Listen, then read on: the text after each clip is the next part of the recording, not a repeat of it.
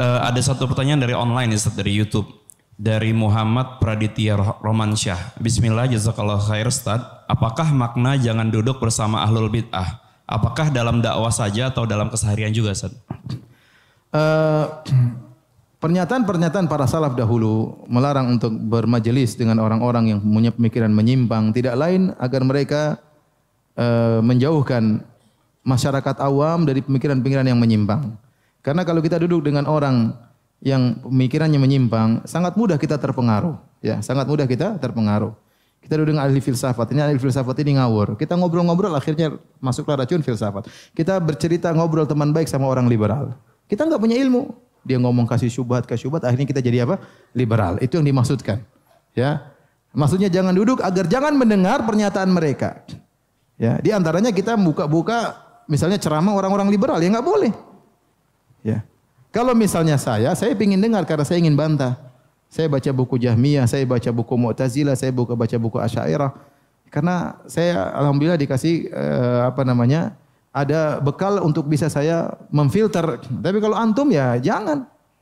Ya, antum tidak punya apa? Antum baca buku orang ateis bisa jadi apa? Ateis ya. Ya, ada seorang muslim tulis buku judulnya Limadha Ana Mulhid. Kenapa saya murtad? Subhanallah. Sampai dia tulis dalam buku, saya baca bukunya. Sampai dia bilang, orang-orang muslim berbahagia, saya tanpa Tuhan pun saya berbahagia. Ditulis dalam buku tersebut. Orang Mesir. Kemudian akhirnya dia mati bunuh diri. Dia mati bunuh diri. Ya.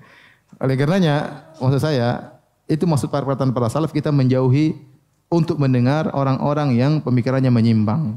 Kenapa? Karena kita ini asyubhat khattafah wal qulubu dhaifah. Kata para salaf, syubhat itu menyambar-nyambar sementara hati itu lemah.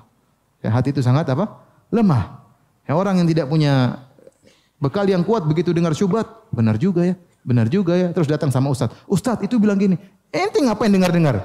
Setiap dapat syubhat datang ke saya, bikin pusing. Jangan bikin pusing orang. Zalim ente bikin pusing orang. Udah, ente dengar yang jelas-jelas aja, yang enggak jelas enggak usah didengar ya.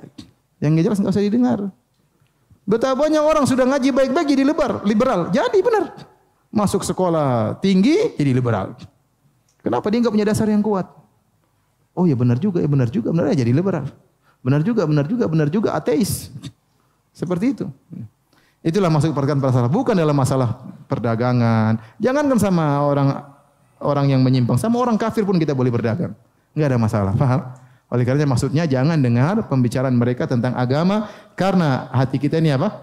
Lemah. Kita mudah terpengaruh kalau tidak punya landasan yang kuat. Wallahu a'lam bishawab.